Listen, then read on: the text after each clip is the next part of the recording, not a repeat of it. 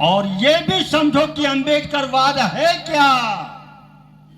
अंबेडकरवाद और गांधीवाद में जमीन और आसमान का अंतर है। सुन लो कान खोलकर, जो नंगे को देखकर खुद नंगा हो जाए ये है गांधीवाद, और जो नंगे को देखकर उसका तन ढक ले ये है अंबेडकरवाद। फैसला तुम्हारे हाथ है कि तुम अंबेडकरवाद बनना चाहते हो या गांधीवाद में जाना चाह रहे हो। और बुलडोजर की धमकी देने वालों, साल 24 में इस बुलडोजर का मुंह तुम्हारी तरफ होगा। बहुजन समाज अब जाग गया है। और साथियों, बाबा साहब की एक ही घटना बताकर मैं, चूंकि हमारे कलाकार लोग जुटे हुए हैं, बाबा साहब डॉक्टर अंबेडकर ने आपको वोट का अधिकार दिया है। संविधान की चर्चा आप कर रहे हैं।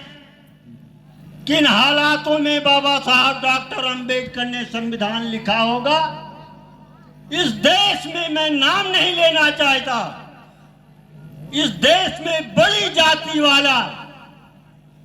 जाति वाले समाज में जन्मा एक व्यक्ति महान नेता अपने को बनता, आप खुद जान जाएंगे।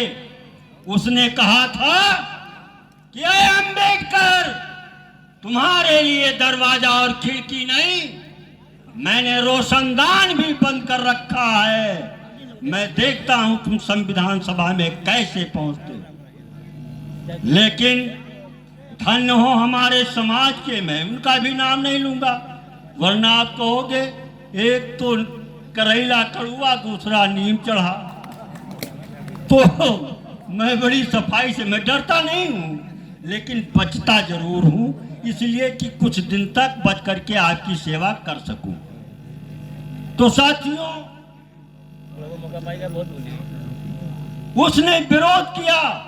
बाबा साहब संविधान सभा में पहुंचे, संविधान लिखने का मौका मिला, और जब संविधान के किताब को संसद में पेश किया और संसद से बाहर निकल करके आए, तो बाबा साहब के चेहरे पर मुस्कुराहट थी।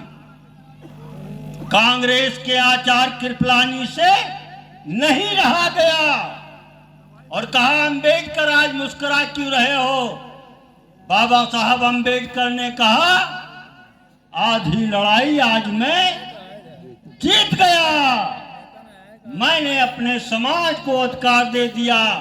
आज से मैंने रानी के पेट से राजा पैदा होना बंद कर दिया। अब कोई रानी राजा नहीं पैदा करेगी।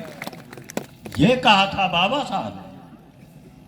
आचार्य कृपलानी ने कहा, अंबेडकर, तब तो तुम्हारी मुस्कुराहट ज्यादा दिन तक चलने वाली नहीं है, क्योंकि तुम्हारे लोग गरीब हैं, लाचार हैं, मजबूर हैं और बिकाऊ हैं। इनको खरीद करके इस देश का शासक मैं बनूंगा। आचार्य कृपलानी ने सोचा कि शायद डॉक्टर अंबेडकर निरुत्तर हो जाएंगे, लेकिन बाबा साहब अंबेडकर ने क्या जवाब दिया सोचिए। कहा, कृपलानी, मैं 100% तुम्हारी बात से सहमत हूं। हमारे लोग गरीब हैं, लाचार हैं, मजबूर हैं, बिकाऊ हैं।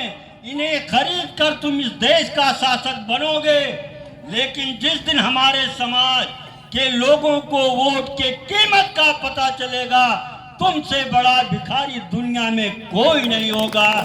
ये हमारे मसीहा ने जवाब दिया था। तो मैं समय वादा कर चुका हूं, वरना आप लोगों की भी गाली मिलेगी एक शेर के साथ, कि मैं समाज में ऐसी खनक छोड़ जाऊंगा जो सबको दिखाई दे, वो हनक छोड़ जाऊंगा। और गुलशन को जलाने वालों, मिटाओ मेरा वजूद, हर खाक के जर्रे पर अपनी महक छोड़ जाऊंगा, छोड़ जाऊंगा, छोड़ जाऊंगा। जय भीम, जय भारत। बहुत बहुत साधुवाद, प्रणाम।